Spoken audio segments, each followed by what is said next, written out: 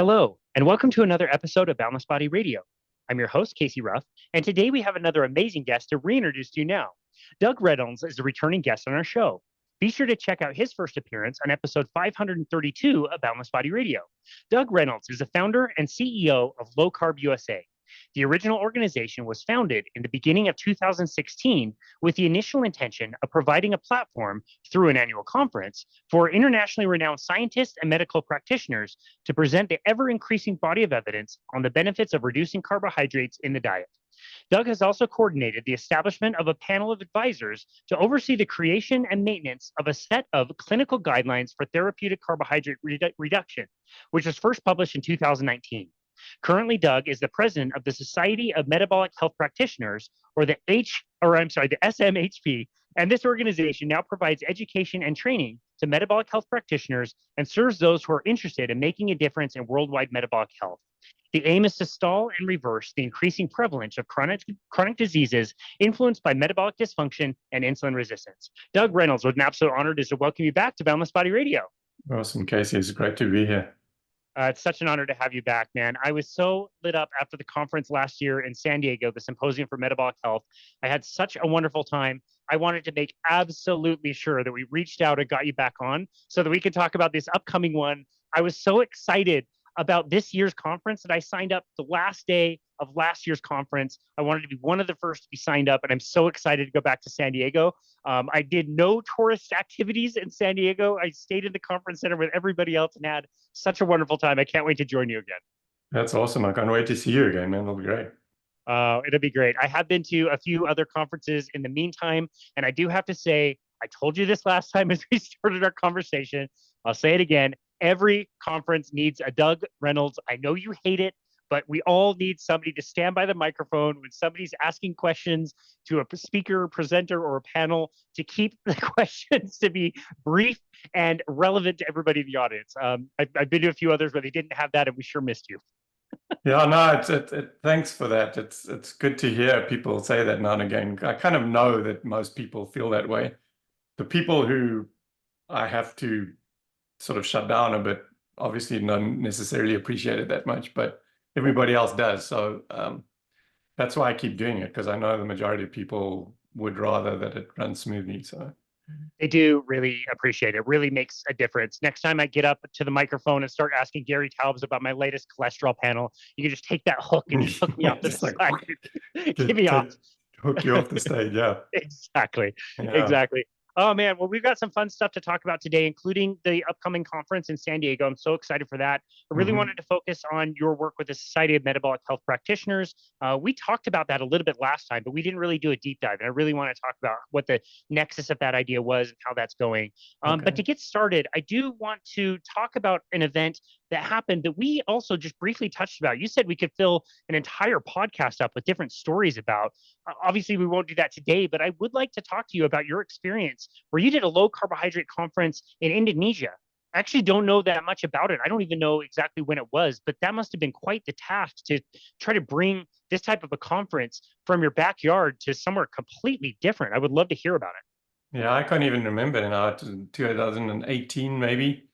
But yeah, we got approached by a guy called Tio Prisateo, who is literally a really wealthy businessman, and he had a son that with cerebral palsy, and they basically told him he would never walk. He would just, it was going to be like a really bad life for him, and he wouldn't accept that, and started doing some research and found out about this ketogenic diet idea and tried it. And his son still has some calipers and stuff like that, but he's functional and he walks around and for all intents and purposes, he kind of leads a normal life.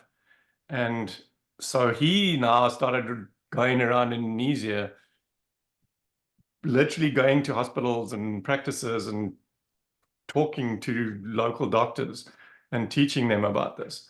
And he had, back then, it was a few years ago now, and he had hundreds of doctors that were in his community. And and a global community of doctors and patients that was huge. I mean, ketofastosis, I think, is the thing they call it. And they use this like almost like a gang sign and stuff. And it was it's just amazing to see how passionate they are about it.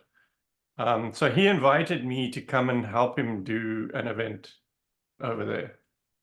And so I got three of us, my speakers, sort of opened my Rolodex, but I went with Gary Fetke and Georgia Eid and Eric Westman.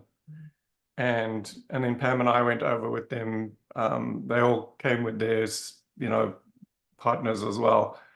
And it was just the most humbling experience. I think is probably the best way to describe it, to see, like, we were the one place where I've literally been treated like royalty, you know what I mean, by all the people. I remember after the conference, like the whole crowd like came in and they were all wanting to talk to us and take pictures and stuff. I hate people taking pictures of me, but Pam couldn't believe it. Like, I must have taken about 10,000 selfies that afternoon or that evening. It was just crazy. Everybody was so excited about it. They had he was the personal assistant or something like that to the prince or the king or something of Indonesia, like high up in the government. And he actually attended to learn about this, to talk to the government about trying to take it nationwide, like how they could, help their people and their community to get healthy. And it was just the excitement and like I said, the passion of everybody was just amazing. And then we went, they sent us to Bali for a couple of days after that, to some resort that just to say thank you. And he kind of put me to shame, because I sure as hell don't treat my speakers like that, So it was just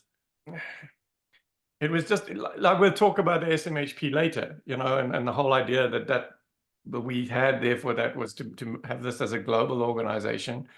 And this was before the SMHP even really happened. And but already we were, expanding and reaching people outside of the US. And to all of us, it was, I know, everybody, Gary, Eric. I know Eric, when we came back later in the year, we did an event in Seattle where Eric was speaking as well. And he kind of hurried through his talk, and he got to the end and he had some time left, and he said, "Doug, do you mind if I talk about that Indonesia experience?" Because he was in tears by the time he finished talking.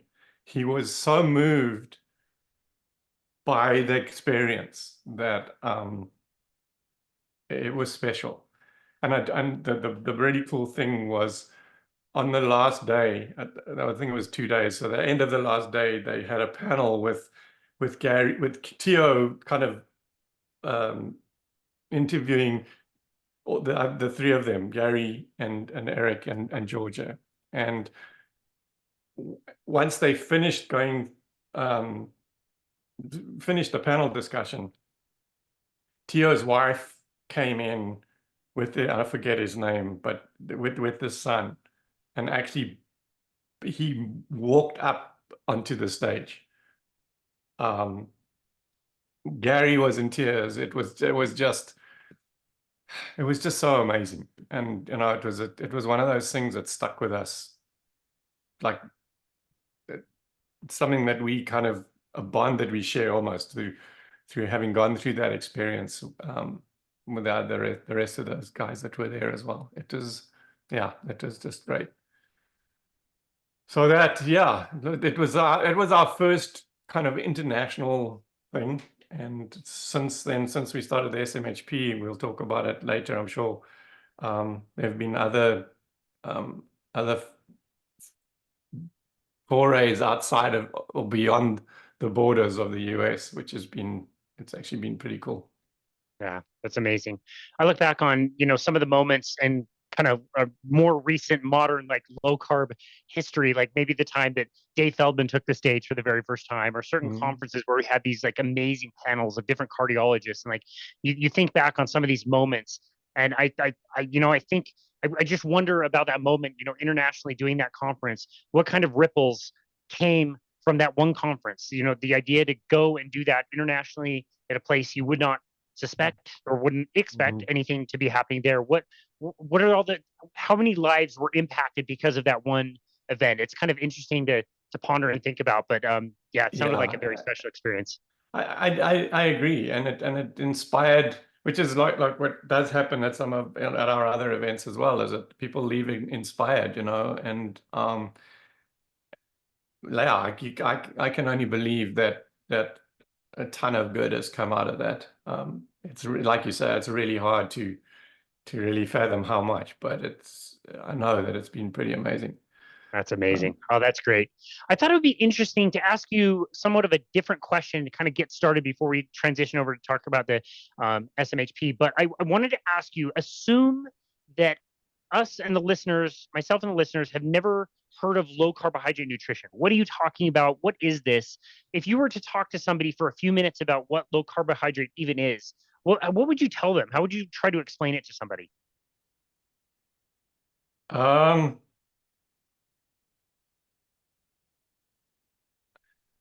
reducing, I suppose it's like that low carbohydrate means the same thing. You don't want to say the same thing, right? But basically, that you're eliminating um, unnecessary food group from your diet for the most part. There's some really strict carnivore type people who like eliminate it entirely. But for the most part, you're trying to get it down to where you don't have any, you eliminate all the sugar. Most of the food in the US basically has added sugar in it. It's just insane. So you eliminate anything that has extra sugar in it, starchy, potatoes, rice, pasta, those sorts of things. Eat leafy greens and I say like vegetables that grow above the ground, sort of thing. Um, and make sure that you a lot of animal products, protein and stuff, and I think that the if you do so that I believe, um,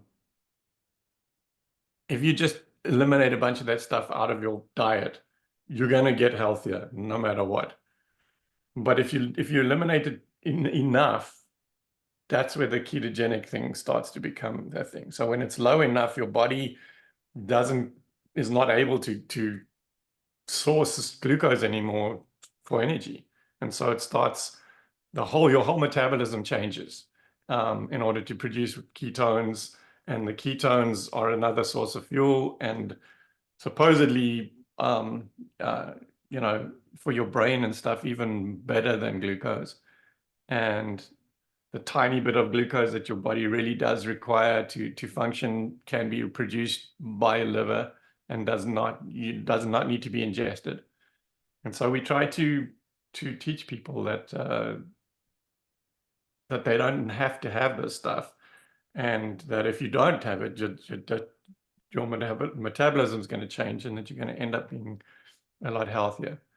And specifically with regards to all the chronic conditions that we are inflicted as a society these days that never really existed 100 years ago. And so, yeah, that wasn't a short version, but it's difficult. It's difficult to say it in one, It is. other than to just repeat the fact that it's low carbohydrate. So you're reducing carbs, but There the you go. reason why I think is what's important. Yeah, I love that. This is where I feel bad for the average person out there who may I think everybody is aware that they would like to be healthier and they deal with things that they would rather not deal with. And most people want to lose weight or lose fat. And, I just feel bad for the average person that might, Google how to eat healthy and want to go to the grocery store. And, what if the first thing they see is a Tufts food compass from 2022, or they get Yeah. the US News list of the best diets, and down at the bottom is keto, and at the top of the food compass is name brand cereals, and you go and shop for those cereals and they say they're heart healthy. That the food compass says like the least healthy things are things like chicken breast and ground beef and eggs cooked in butter, which everybody probably knows anyway if they were alive during the 80s and 90s. It's like it's so easy to get caught up in this stuff, and going through these labels, things say low fat, high fiber, heart healthy, low cholesterol. Like it's a challenge. And I would argue that is the person that's actually trying versus a lot of people that just gave up and started grub hubbing all of their meals anyway. It's a disaster up there. Yeah, no, it is. We just came back from the UK, and we went to the Public Health Collaboration meeting there as well, but we also went to a one-day meeting before that started in London on food addiction. And Jen Unwin and a few others trying to get a consensus around declaring at least ultra processed food addiction as an actual addiction, as a condition. Because if it can get declared as a condition, then they can take it to the schools and the schools and the hospitals and the jails and all these places, government institutions where they eat according to the USDA guidelines. And actually, well, in the UK, it wouldn't be USDA guidelines, but the guidelines there for eating are the same. But now they can go to the schools and say, this is an addiction, this is a real thing, this is a condition, and so you need to get rid of this from your schools. And I think that's encouraging that people are keen to try and get that done. Yeah. You'll appreciate this. I just got back from the Hack Your Health conference in Austin, Texas. And I would say for the second year in a row, just observationally, I would say that anything carnivore related was packed. Packed the exhibition hall, packed the breakout sessions. If there were any panel discussions, anything that was carnivore was number one. And I would say the only other thing that I saw that really packed an entire room of people, standing room only, was food addiction. A panel that featured Joan Ifland and a few other people, including Robert Sykes. A really well done kind of panel, but people are interested in that topic for sure. I think it's, maybe not breaking out in the main media, but I think at least a few people are becoming more aware that that definitely is a thing. Yeah, I mean, we've grown in terms of our understanding of that as well, right? In the beginning, I had no tolerance for people who told me how hard it was to do this, because for me it was easy.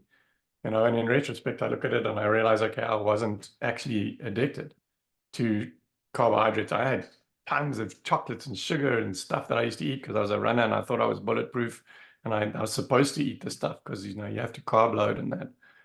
But I just didn't struggle with it, and so I had no time for other people who told me how hard it was, because I thought, it's rubbish, it's easy. But it was Rob, you mentioned his name, it's actually Rob Cybus.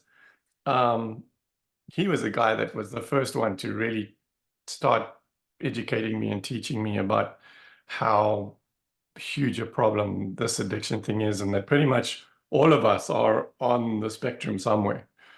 Even me, even though I found it really easy to adopt this and drop everything, there's still a bit of sweetness that I still look for, and I still put monk fruit drops in my coffee and stuff like that rather than sugar. But it's yeah, you have to realize that this is something that we have to understand, because if we want to help these people to stay on track, it doesn't help if you can convince them that changing the way they eat is going to help them, if you can't then help them to change the way they eat.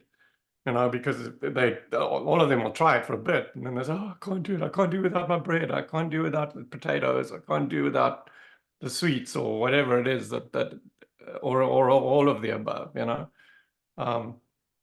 and learning what Rob calls emotional management strategies and stuff to teach them, to help them be able to manage this addiction. And obviously the roller coaster and everything, as you really do get the carbohydrates down, those cravings and that go away. And that makes it a lot easier. But there's still the emotional, I don't know what really whether there's a proper name for it, but and the emotional addiction is like, you don't necessarily have the craving for it anymore, but your eyes see it and you somehow you want it, and it's, you're not physically craving it, but you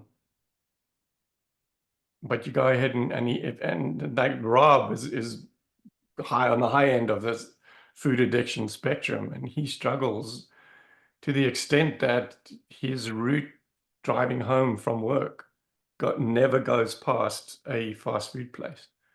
Wow. Because he says, as much as he knows and as much as he knows how bad it is and everything, he said it's like it's on autopilot, and you go drive past the Big Mac or something like that, and or the McDonald's or some fast food place, and he said the car just like drives itself in there. And it's hard for people like me to appreciate that, and I've learned over time how big of a thing it is, and that I think it's the most important thing in terms of helping people to be successful with this in the long term. Yeah, I agree. I always thought of myself as a moderator and thought I could kind of handle a little bit. And it turns out the older I get, the less I can. And if I have a little, I just want more and more and more. And it creates just enough of a disruption in my life that it's not worth really dabbling in the longer I go. So Exactly, it is a challenge. It's not that easy. This is kind of funny and kind of interesting. When I said the people on the panel, I said Robert Sykes, not even Robert Sivas. He wasn't even there at the conference. That's how prevalent. That's how prevalent this is. Like Robert Sykes is the keto savage. You look at this big bodybuilder dude talking about his food addiction issues. You're talking about Robert Sivas, who has been in this food addiction world forever, one of the very first people to beat that drum, and just wonderful humans. So yeah, just a great illustration about how prevalent this all is. It's nuts. For sure. Yeah. So what else do you want to know? I want to know about the SMHP. I think is the big thing, right? Yes, I would love to know why the SMHP had to be started. Why was it that we had to create something to give what we would all presume as people that are the most educated in the world, doctors? They already have tons of education, tons of courses that they have to go through, lots of CMEs that they have to do.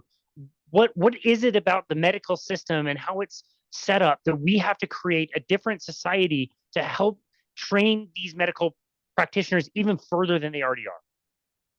Well, I think that the problem is that they've never been trained. They don't get taught about nutrition in med school, and so the ones that come on board are the ones that are open-minded enough to either see it work for themselves or see it work for some of their patients, like with Dave Unwin, and eventually they realize that this is an important thing to take note of and research and learn about it, and at least have it in your quiver now to offer as an option at very, very least to your patients. So yeah, where was I going with this? No, it's great. I just wanted to know, like, what was the origin of why this needed to be created? And I love that you said that. Actually, this is something that I'm always curious about, is that doctors don't receive nutritional education. And the big push right now is that doctors should receive more education about nutrition. My thinking around that is, if they did, wouldn't they probably get more trained into the incorrect ideas of like calories in, calories out, and cholesterol? Wouldn't that make them almost even more ingrained in the wrong stuff? Yeah, that's very true. If the current institutions introduced that training, it would all be, I would imagine, all be garbage. And so yeah, we've got, in the SMHP, we've got one of our board members, Laura Buchanan, her husband is kind of the chair of our advocacy committee. And he and Laura have actually created a, what do they call it, like an elective, like an actual training program that has been accepted, I think, in their local school. But we obviously would like to get that further out there. But there's an elective with training that we know is solid. And that's all we can do, I think, is just try to continue with these programs and stuff, and one brick at a time, you start building this, this building. And it's just so cool to have them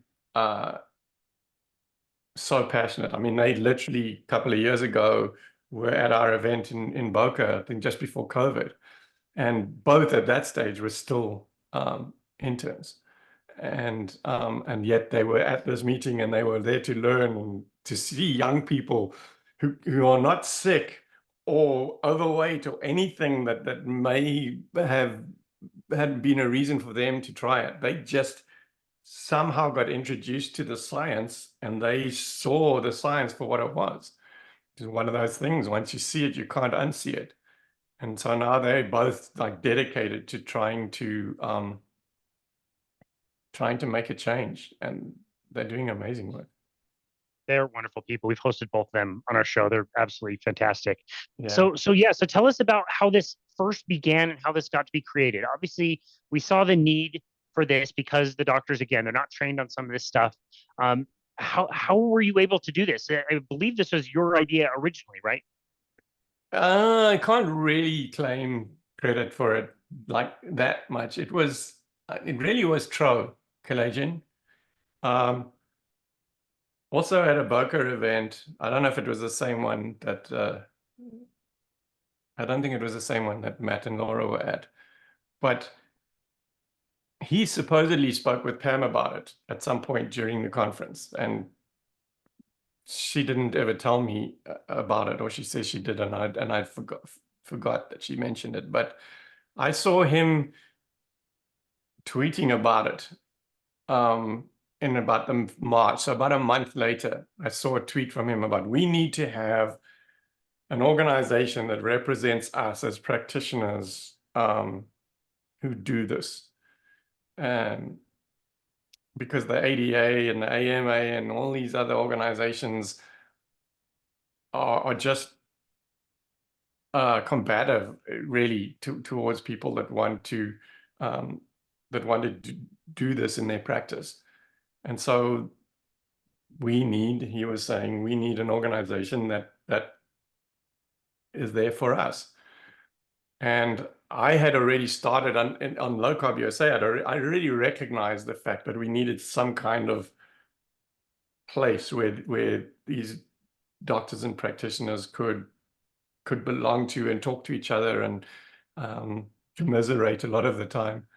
And so I wrote to him and I said, like, I'm already trying to do this in LowCarbUSA, but it's not working. I had like 10 people sign up for it, and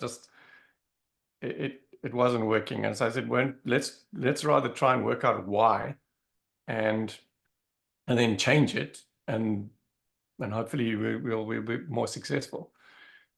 And sort of we went backwards and forwards for a while, and eventually sort of it just became apparent that we needed to have some nonprofit organization that did exactly that represented all the practitioners that embrace the concept of TCR. It's become known now, Therapeutic Carbohydrate Reduction. And so we don't talk about low carb anymore. We just talk about TCR. And so, I got him and 5 other people that we got on. We put a board together, and then COVID hit. And so during that time, I learned how to establish and create a nonprofit and how to run one. And, I had to create the bylaw, learn about how to create the bylaws and the articles of incorporation and all the stuff that the hoops that you have to jump through to establish this. And then we were dealing with the government, which is difficult at the best of times, but now it's COVID. So skeleton staff, people working at home. I was actually surprised. I thought it was never going to happen until this COVID thing was over. But it actually did. It was slow, but it actually did happen. And then at the same time, we were engaging people to build the website for us. The Keto Mojo had started a new ketogenic foundation. It's a nonprofit there. The idea was to fund research and stuff in this sphere because people struggle to get money. And so they gave us a donation as seed money to get this whole thing started. And look, without that, it wouldn't have happened either. But yeah, we launched it in December in 2020, which is basically still in the middle of COVID. And what's that saying, like, build it and they will come? I tried so many times and nobody came. And none of us had any idea that this was going to work either, except for the fact, I suppose, that I had at least 5 people that I really respected that I had on the board that all believed that what we were doing was going to be a good thing. And they were all in practice and that, and they felt like this was going to be something that people wanted. And so we put it out there and people wanted it. It was so cool. Wow. And so we, one of the big things that I'm most proud of, I think, is that we established an accreditation process or a number of different pathways that people could become accredited. So anybody can go to the website and log their information in there and register as an SMHP provider. So people got a really good search database that people can look up, try and find a doctor that will help them. But we also have a membership where that's how we fund ourselves. And so we collect this membership money, and so the members are then able to go through these processes. There's an education only one where we use the training programs from the Nutrition Network, and we've identified like a core set of modules that people have to submit to, and to do that training, and then establish what we're calling conditional CMHEs, continuing metabolic health education credits, right? And so attending LowCarbUSA events and attending the Metabolic Health Summit and Low Carb Down Under, for instance, and the PHC, the meeting we just came back from London 2 months ago. I've already had someone submit CMHE application for the credits from that event. So they have to collect 30 to 60, depending on which pathway they're on. And then they apply. And if they, once they get approved, they get this really cool orange badge that says SMHP accredited that they can use on their website and on their communications and stuff. And they can use the credentials MHP, the letters MHP, Metabolic Health Practitioner, behind their names. So, like Brian Lenskes, I'm sure a lot of you people know who that is. He was one of the more recent people that got accredited as well. So it's Brian Lenskes, MD, MHP. And we're becoming aware of the fact of how much this actually means to people. We're very close to actually accrediting our 100th person member, and then there's a whole ton of them that are in the pipeline somewhere. And I don't know whether I told the story on the last podcast, but it basically, it happened a few times, but the one I remember specifically was a doctor that I wrote to and said like, hey, everything's in order and your application for accreditation has been approved. And she wrote back and said, Doug, she said, this means more to me than when I became an MD. She said, because now I feel like I can really help people. And that's, yeah, I mean, that's special. And that's why we keep doing this, because all those things that I tried to do back in the day and all had helping people in mind, and it never worked, but this has worked, and it's really cool to be a part of it. Yeah. Wow, that's amazing. You should be so proud of that. You mentioned multiple kind of funnels or ways in. It's safe to assume that this is not just a program for medical practitioners. Anybody can join in different ways. Yeah. So anybody from a health coach to a surgeon, right? Physician or a surgeon, and RDs and nutritionists and pharmacists and PAs and nurses and all these different genres of medical practitioners that I know in the beginning when we first started building this, I was determined that it was an umbrella to include all practitioners from the health coach upwards. But my experience previously, I've found that the physician community, and they'll forgive me for saying this, but at least in my experience, had tended to be very arrogant. Like it was like elitist, like they was, and I was expecting it to be like that. It's like all my board is going to say, no, this is like for doctors and physicians, And so we had a board meeting while we were still building this whole thing and planning out the bylaws and all of that. And I was like getting ready for this fight with them about this. And like they knew it was on the agenda. So literally the meeting started, and I think it was Eric Westman that was like the first one. Like before I could even open my mouth, he said, I think this has to be for everybody, from health coaches to all the way through, right? And they all agreed, and it was like, shit, I came here for a fight, and there's no fight. But at the same time, it was super to know that it wasn't going to be an uphill battle. And they all said, like, we need all of these people in the team, right? This is a team sport, and every time we talk to a patient and they realize that changing what they eat might be a good way to try and alleviate some of the symptoms or reverse this condition or whatever, that they really they can't just go off and do it. I mean, I managed to eventually work out how to do it, but it took me years to get it right all on my own. And most people are not going to go and do the amount of research and stuff that I did in order to try and learn how to do it right. I mean, there's more and more help nowadays than there was 10 years ago. But I also know that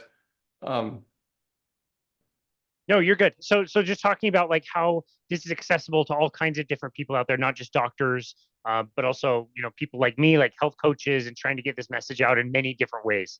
Yeah. So, and I think, they were learning from the internet, but the internet nowadays is also, there's so much garbage on there as well, So to have a place where they know that they can go to, and then anything that they get exposed to or learn on there is going to be rock solid, and that's important to have, for people to have that resource available to them. Yeah. I that's really encouraging to somebody like me who, like I'm not a medical doctor. Obviously, you shouldn't come to me if you want prescriptions or surgeries. I'm not Right. not your first person to come to. But as a health coach and as personal trainer for the last 17 years, I've helped people in various stages of for thousands of different people and like different ways, like more practically. That as a doctor, it might just be a little bit more difficult to know what it's like one-on-one to work with somebody who is an emotional leader or has those addictive personalities. And it's so cool to me that all of us can have our part and we can all do what we can to help people wherever we are in whatever capacity it is. Right. Exactly. And so, and like I was super excited that the board all agreed. And so there was no fight there. And we've always, since then, our whole thing is like, we represent the team, not any particular individual or any particular type of medical practitioner. So I'm kind of quite proud of that too, that we were able to do that. Yeah, good. I'm glad you're proud of that. You really should be. I think we've got a good sense of the mission of the SMHP. What about the vision? How do you see this moving forward in the future? Well, the hope is that eventually these other organizations that teach all of their physicians and other practitioners all this rubbish, that they kind of fade away, and that our organization is the go-to in terms of how to do all of this stuff. In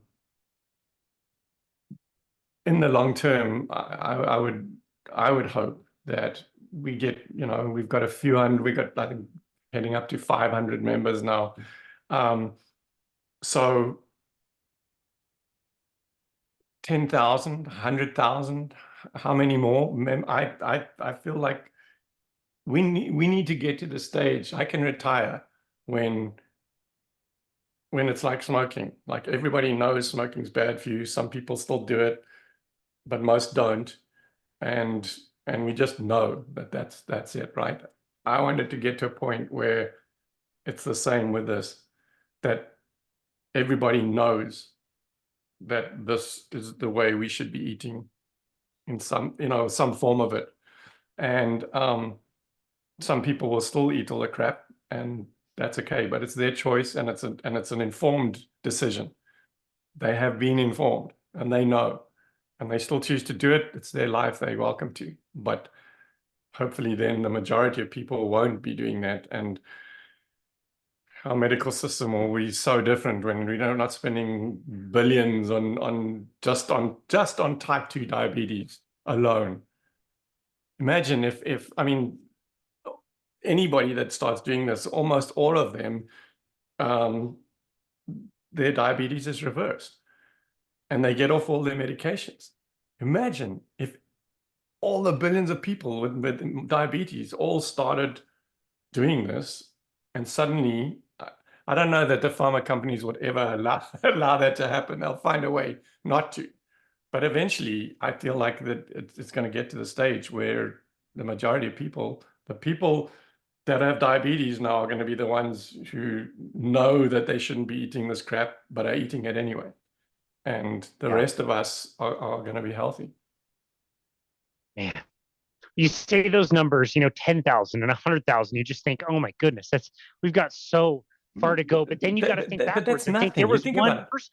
100,000 doctors is still nothing compared to the one that, I mean, it's true.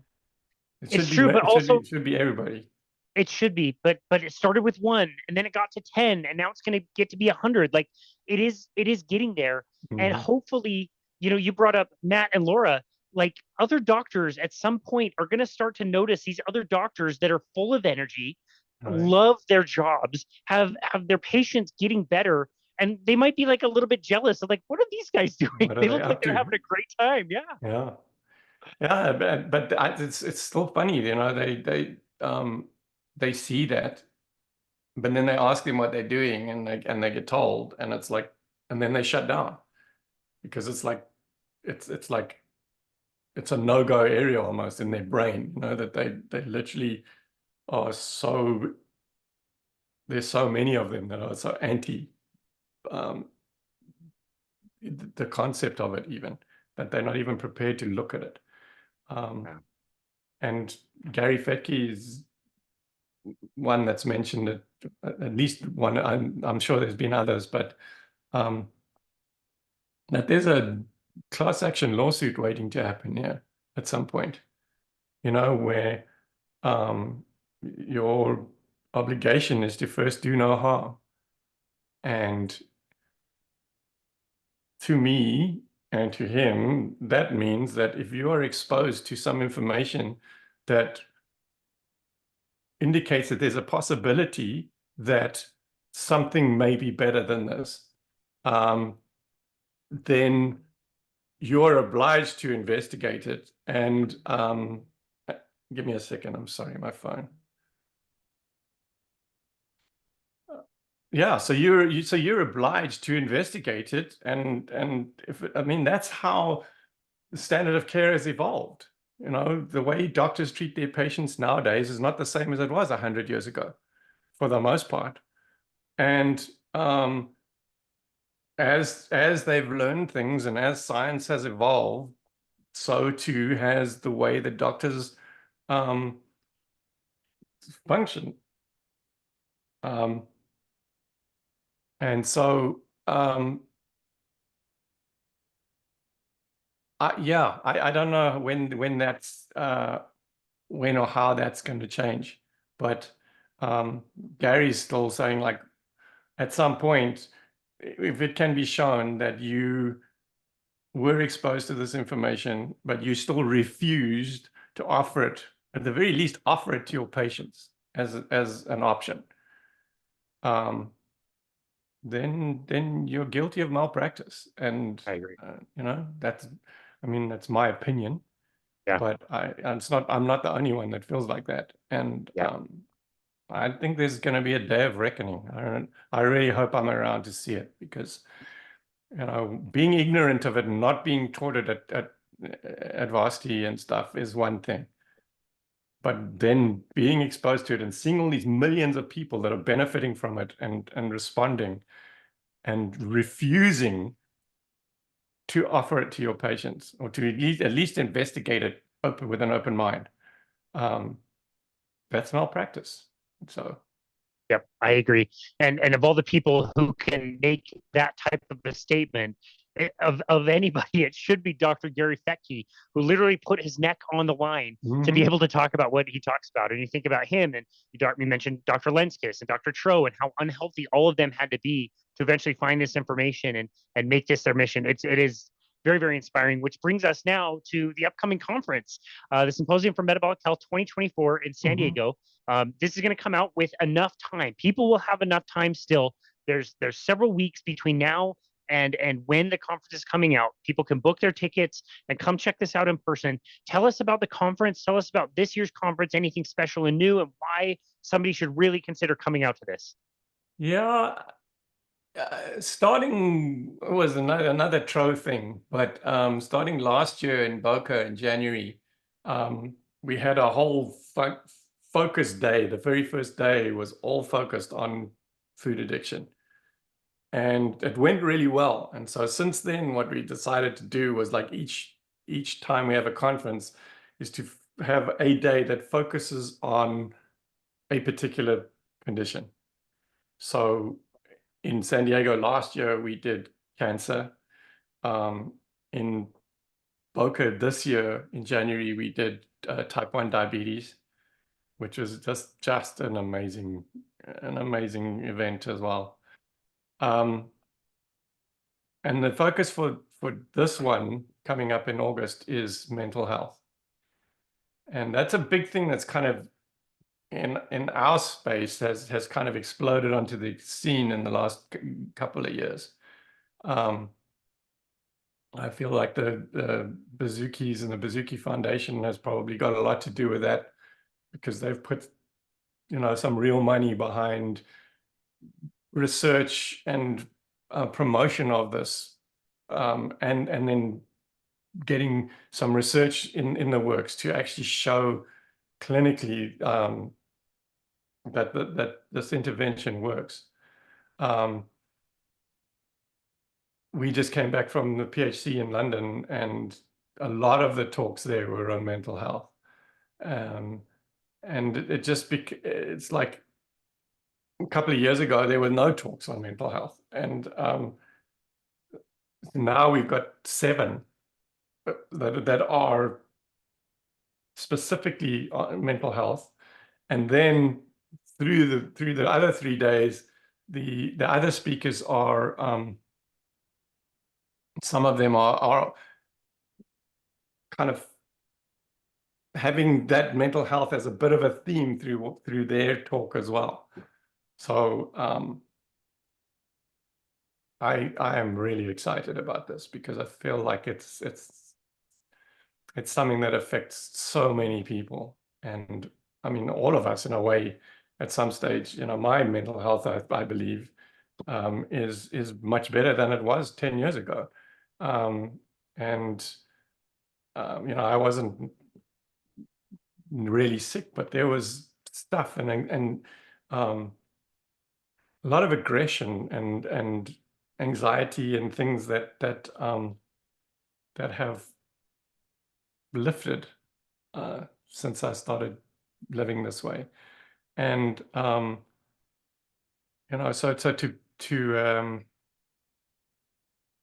to be able to help people that are really sick is amazing. I know I've told this story a couple of times. I don't know if I told it to you, but it's named Chris Palmer did a talk in Boca again, just before, I think it was the meeting before COVID as well. And he kind of finished his talk describing a case. And it was I believe the patient had schizophrenia. And he kind of described what that person's life was like to live as they were. And then going through this intervention, and now showing that he was basically functioning as a normal person with no medications, functioning in society and living a great life. And he finished telling that story. That was like the end of his talk. And it was like you could hear a pin drop. Everyone had a lump in their throat. I had to get up there and sort of kick off the Q&A session, and I couldn't speak. Because I don't think we all really appreciate, and I didn't, until that little thing where he described what this person went through for real. That now for that person to have that all go away is just, I don't think we can imagine how cool that is. Yes, you got diabetes, and maybe you got it out and you lose your foot and cut your foot off and all of these things. I still don't think it's as bad as suffering with severe schizophrenia or bipolar disease or something like that, one of those conditions. So to know that we are genuinely helping that community as well is cool. And I believe, I really hope, and I believe that everybody that comes is going to leave a different person. I really do. I couldn't agree more. And on that note, again, there's options where people can buy the package online. They can, attend virtually if they can't make it. For somebody who's on the fence, I asked you the same question last time. I'm going to ask you again. Maybe on the fence, maybe it's challenging time-wise or budgetarily. We understand that it's challenging for everybody, but what would you say to somebody who's kind of on the fence and maybe considering coming in person versus just attending virtually? Yeah. I wish I could find the words to really describe the difference for people that are there in person. Obviously, we understand that some people, time-wise, financially, work-wise, whatever, they just can't. And so, being there on the live stream and talking with Pam and submitting some questions for the Q&A and stuff like that is a second best. But I always say to people, if there's absolutely any way that you can make it happen, um, just do it, because the the atmosphere there, the inspiration that people leave with is just incredible. There's lifelong friendships that are made there. We've got a couple of attendees that they met at this conference in 2017 or something, and they live on like the other sides of the states from each other, and they meet up at this conference every year, and they're just like the most amazing people. And so, but you get to, we have the dinners at night. The chef makes us a lot of really good low carb dinners, even the carnivore option as well. And people sit around, and these round tables with 8-10 people at a table, and the speakers come and sit around as well. So you get to have a conversation with them, as instead of just maybe trying to ask them a question where I'm beating you down and making sure that you just ask a question and don't try and have a conversation with them. Now you can have a conversation with them. You can literally sit. Steve's not actually coming this time, but Steve Finney, for instance, he comes to every dinner, and he's always there and available to talk to people. And I think we find with all of the speakers, that they are so accessible. Initially people are kind of starstruck a bit, but then you just like Gary Taubes always says his wife like laughs at him when people like sort of revere him or whatever. He's like, I sit at home in my shorts and a t-shirt, basically on my computer writing, and then all these people have this adulation and everything. And he said it's just weird. And I remember somebody telling me, speaking of Gary, somebody telling me one time, like from the main lecture hall down to the other hall in the lobby where we have the expo, there's this like long passage, and there's these thin bench like seating that they have along the walls of this corridor. And this lady said, like, the one day she was sitting there waiting for the next talk to start or something, and Gary Taubes came and sat down next to her and said, like, "Hi, I'm Gary," and she ended up having this. She said, like, he's a normal guy, like, like she had this amazing conversation with him, not even necessarily about stuff, but just about travel and kids and what you do when like, just have a conversation and get to know them as a person. So yeah, there are so many things that make it so much better. Yeah. And if you can't make it, we do understand. But hell, if you can, Try. money well spent. Absolutely. Please try. Anybody that comes or has been to one will, I think, without exception, will tell you that it was money well spent. So You won't miss a penny. You will not miss a penny. I would implore people to consider that. I have to share my Gary Taubes story. This was hilarious. This is the first time I got to meet him last year.